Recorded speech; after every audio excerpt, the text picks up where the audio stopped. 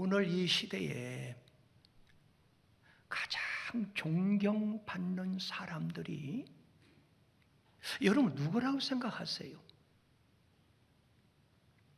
학문이 탁월한 사람? 어떤 사람? 밥을 많이 사주는 사람. 이 학위를 박사 위에 밥을 사주는 밥사 학위라 하는 거예요. 할렐루야. 여러분들 밥을 많이 사주는 사람 어느 장소 어느 처소로 가든지 존경을 받아요. 이 대인관계를 잘 할 수 있다 그 말이에요. 마찬가지로 가정도 부모 자녀 간에 대인관계가 잘 이루어져야 돼요. 아멘. 남편과 아내의 대인관계가 잘 이루어져야 돼요. 그래야 여러분들의 섬기는 가정이 화평한 가정이 될 수가 있고 행복한 가정이 될 수가 있고 만사 형통하는 가정이 될 수가 있습니다. 교회도 마찬가지예요. 성직자와 성도 간의 대인관계가 잘 이루어져야 그 교회도 날로 부흥할 수가 있고 하면 그 교회가 든든히 서갈 수가 있는 줄 믿습니다. 사회에서도 마찬가지예요. 사회에서도 활동할 때 대인관계가 잘 돼야 되지, 대인관계가 잘 되지 못하면 성공적인 삶을 살아갈 수가 없는 거예요. 그러면 하나님께서는 이 대인관계를 어떻게 하라고 말씀하셨을까요? 오늘 본문 빌립보서 1장 20절을 읽어봤지만은 거기 1장 20절 하반절을 보니까 살든지 죽든지 내 몸에서, 그 다음 읽어봐 시작. 그리스도가 어떻게? 존귀하기 위해서. 이 말씀은 삶의 현장에서 예수의 향기, 예수의 심장, 예수의 사랑을 나타내서 예수를 존귀하게 만드는 삶이 대인관계를 잘 이룰 수 있다는 거예요. 할렐루야. 다시 말씀드리면은 성경의 근본 원리가 무엇인가?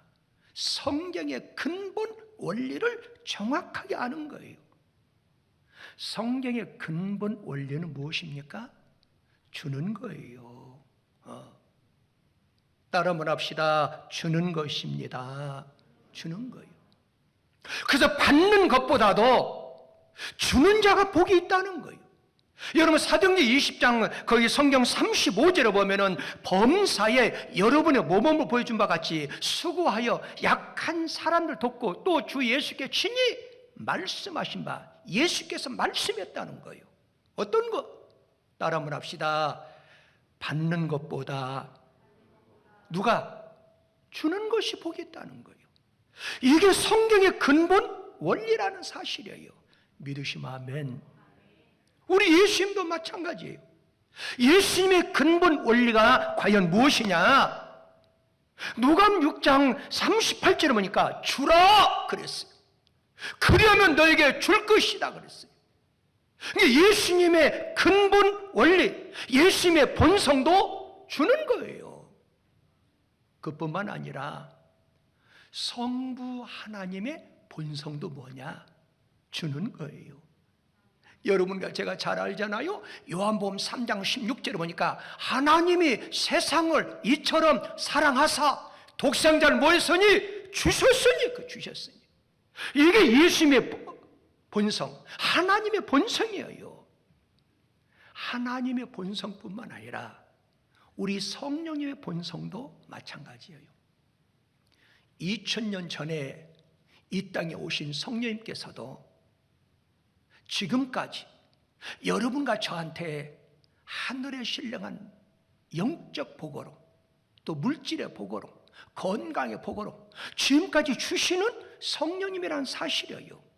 예수님의 본성도 주는 것, 하나님의 본성도 주는 것, 우리 성령님의 본성도 주는 것인데 삼위일체 하나님 그 본성을 따라 주는 삶을 살아갈 때 반드시 하나님께서는 여러분과 저한테 더 큰 복을 주시며 반드시 성공적이고 반드시 번영하는 축복을 하나님이 주실 줄 믿습니다. 그러나 우리는 언제든지 받으려고만 합니다. 이걸 우리는 자기 중심적인 삶이라고 얘기를 해요.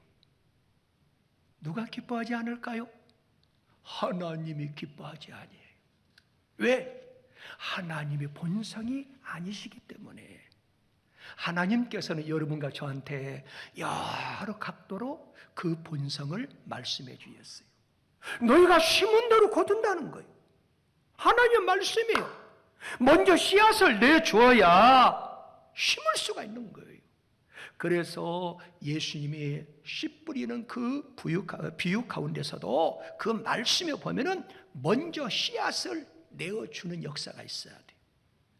그리고 밭에다가 뭐요? 씨앗을 줘야 돼요. 심어야 돼요. 그랬을 때 그 씨앗이 시간이 흐를수록 30배, 60배, 100배의 그 축복을 거둘 수 있는 줄 믿으시기 바랍니다. 그럼 무엇을 줘야 되겠냐 그 말이에요.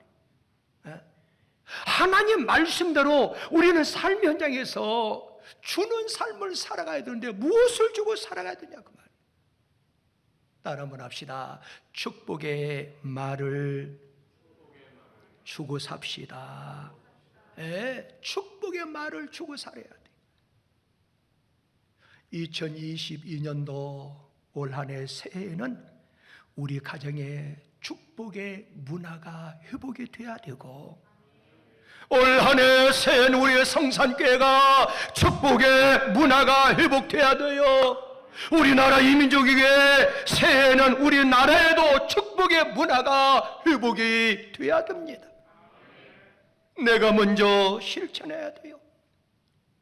올 새해는 절망시키는 그 절망시키고 낙심시키고 열등의식과 좌절감을 가져오는 언어는 주지 말아야 돼요.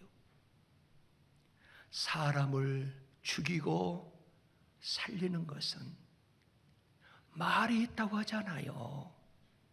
올 한 해 새해는 어떤 사람을 만나든지 따라 한번 합시다. 사람을 살리는 말, 축복의 말, 칭찬의 말, 격려의 말, 살리는 말을 하고 삽시다.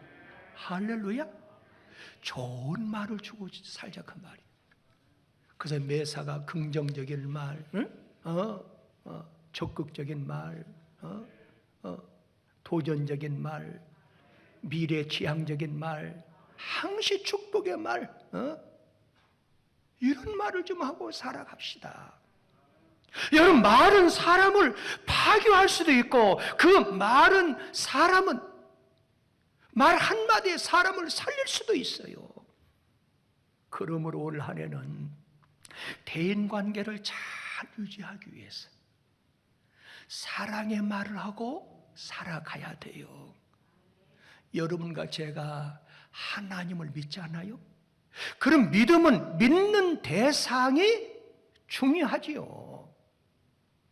내 생각, 내 반응, 내 가치는 편향된 것이어서 그것이 기준이 될 수가 없습니다. 우리의 생명의 주가 되시고 우리의 주인이 되시고 우리의 구주가 되시는 예수님은 많은 어려움을 당했지 않아요. 그런데 성경에 보면 논리로 싸우신 적이 없어요. 그렇지요?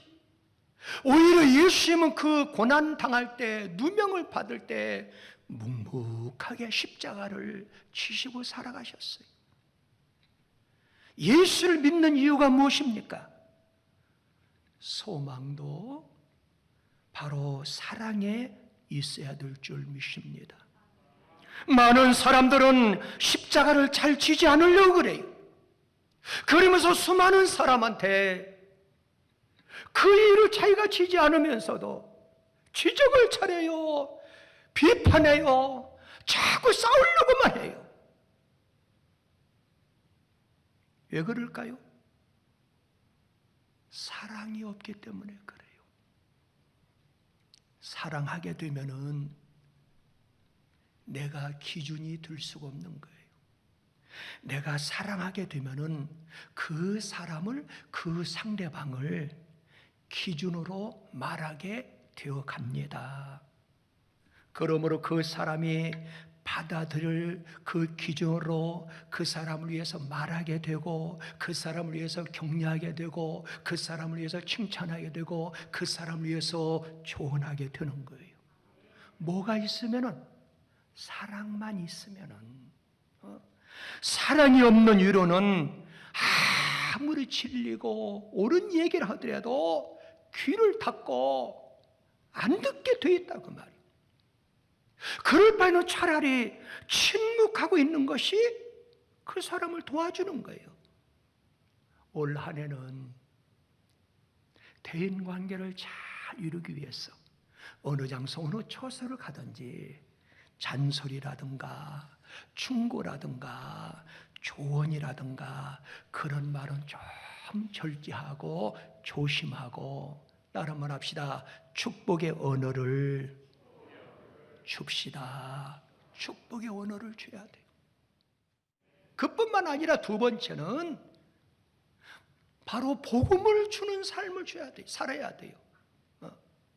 여러분, 이 세상에서 가장 큰 선물은 예수 그리스도를 영접하게 하고 예수 그리스도를 통해서 영생 복락을 누리는 것이 가장 위대한 선물이고 가장 큰 선물이고 가장 귀한 선물인 줄 믿습니다.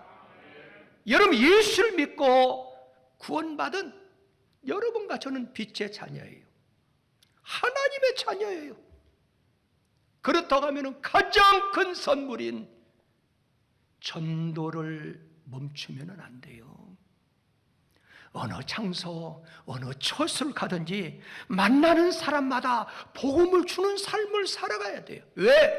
하나님이 가장 기뻐하셔요. 올 한 해는 새해를 맞이했는데 하나님이 가장 기뻐하는 예수 그리스도의 복음을 만나는 사람마다 주는 삶이 되시길 예수 이름으로 축복합니다. 오늘 본문에도 물론 나와 있지만은 한번 읽어볼까요?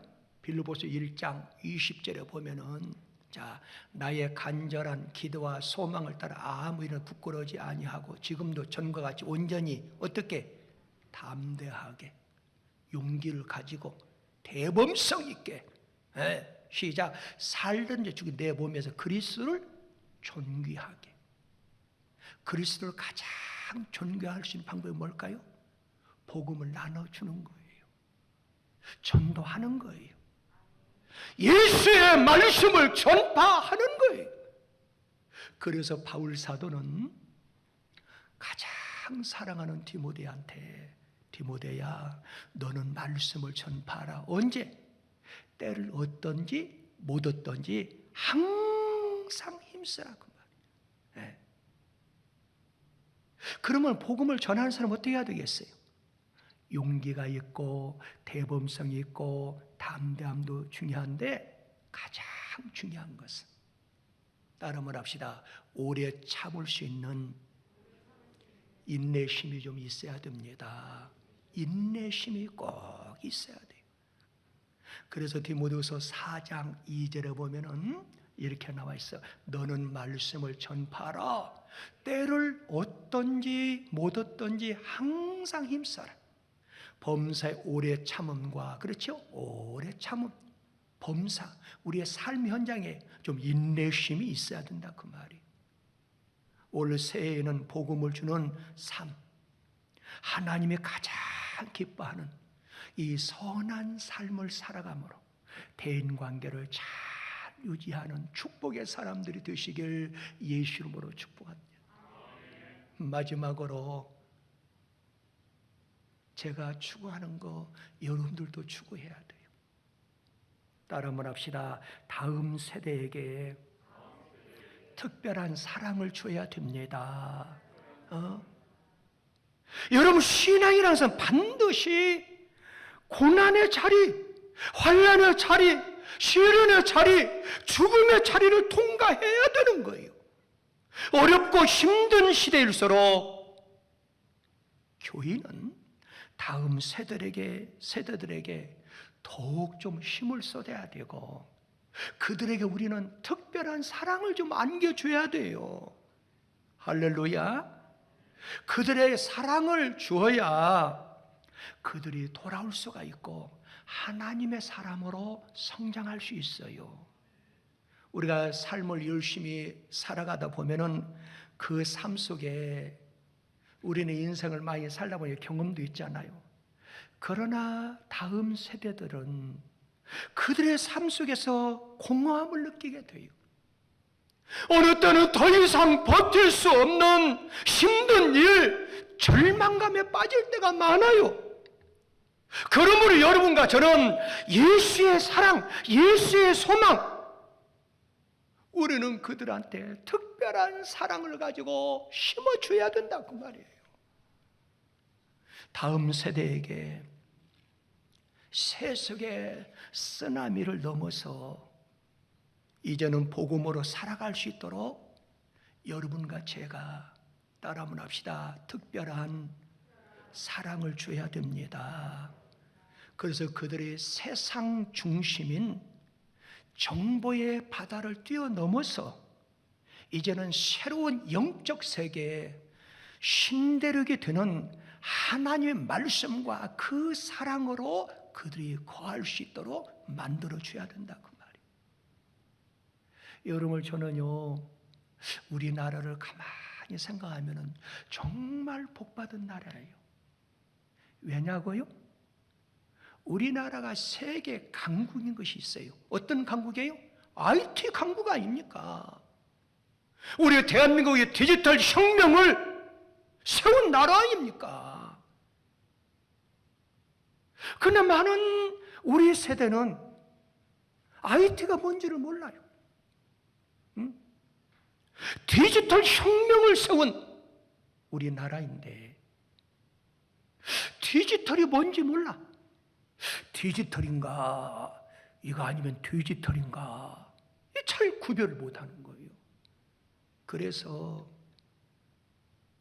다음 세대인 성장하는 애들한테 세속적인 세상이 아닌 하나님의 세상으로 그들이 하는 그 행동, IT, 디지털 혁명을 일으키는 그들의 모습을 보면서 하나님 세상으로 그들을 좀 바라보고 그들을 인정하고 접근하고 여러분과 제가 받아들여야 된다, 그 말이에요. 그래야 다음 세대들이 신앙의 단절을 피할 수가 있고 하나님의 전을 떠날 수가 없는 거예요. 그러므로 그들을 우리가 수용해야 돼요. 할렐루야. 코로나 이후에 목회자 저자의 홈 네이너라고 하는 사람이 이런 글을 썼어요. 새로운 마음가짐의 중요성을 언급을 하면서 교회는 사교 모임으로 전락한 내부 지향적인 교회들이 너무 많다는 거예요. 저도 그 책을 읽으면서 동감이 갔어요. 하나님의 지상 명령인 전도의 사명을 성취하기 어려움을 그 책에서 지적하고 있어요. 톰 네이너라고 하는 사람은 하나님의 말씀인 본질에 우리가 충실하면서 외부와 소통하고 끝없이 변화하는 교회만이 마지막에 살아갈 수, 존재할 수 있다는 거예요. 오늘 이 시대에 하나님을 찾는 교회는 어떤 교회예요?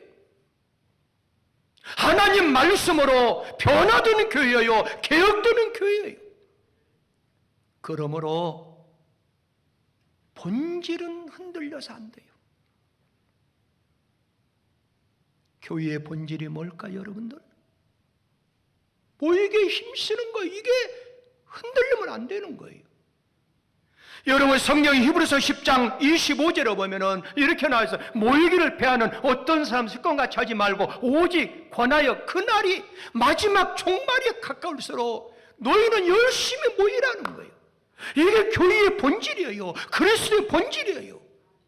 그뿐만 아니라 교회의 본질은 서로 돌아보아서 사랑과 선행을 어떻게 서로 격려하는 게 교회의 본질이에요. 할렐루야. 그 말씀 히브리서 10장 24절에 보니까 서로 돌아봐 사랑과 선행을 뭐하고 격려하며 그렇게 나와 있어요. 이 본질이 변질되면 안 돼요.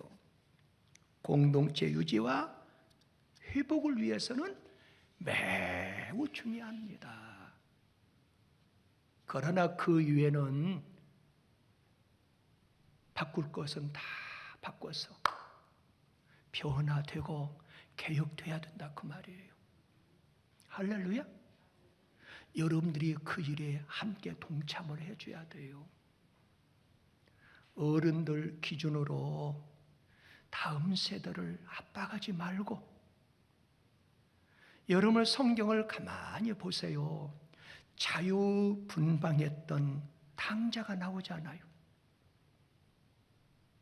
아버지의 재산을 다 탕진해버렸어요. 결국에는 아버지 품으로 돌아오는데 저는 그 말씀을 읽으면서 정말 은혜 받은 말씀이 있어요. 여러분 성경을 많이 읽었기 때문에 한번 제가 여쭤볼게요. 탕진했던 탕아, 그 탕자가 아버지 품으로 돌아올 때 탕자가 아버지를 먼저 발견했나요? 아버지가 탕자를 먼저 발견했나요? 성경을 너무 많이 읽어서 잘 아시는데 이 얘기를 안 치요? 왜? 마스크를 썼으니까 얘기해봐야 안 들리니까. 놀라운 사실은 돌아오는 아들이 아버지를 발견한 게 아니었어요. 아버지가 돌아온 탕자를 발견했어요. 이건 뭘 가리켜요? 아버지의 사랑을 말씀하고 있어요. 지금 오늘 이 시대에 젊은 다음 세대들 그들을 품을 수 있는 비결, 그들을 변화시킬 수 있는 비결은 특별한 사랑이 필요한 거예요. 먼저 아버지의 그 사랑.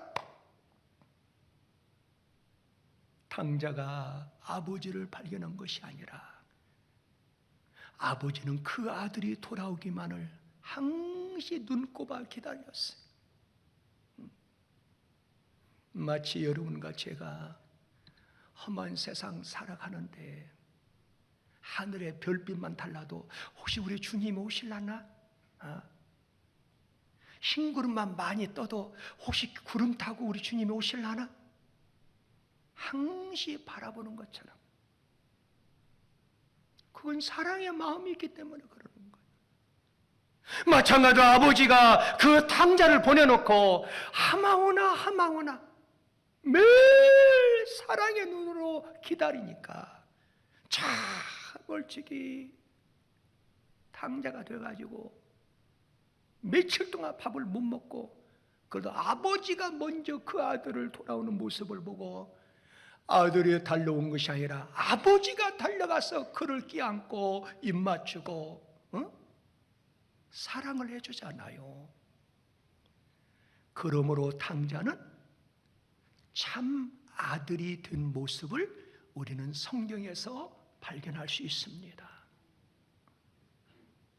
우리 사랑하는 성도 여러분들, 다음 세대 자녀들의 세계관을 우리는 이해할 수 있어야 돼요. 그러므로 오픈 마인드를 해야 됩니다. 진리가 자유케하는 자유는 반드시 회복되고 돌아오게 돼 있어요. 그러므로 우리 사랑하는 성도 여러분들, 올 한 해는 다음 세대에게 따라문합시다. 특별한 사랑을 주고 살아갑시다. 반드시 그들은 진리가 그들을 자유케 할 줄 믿습니다.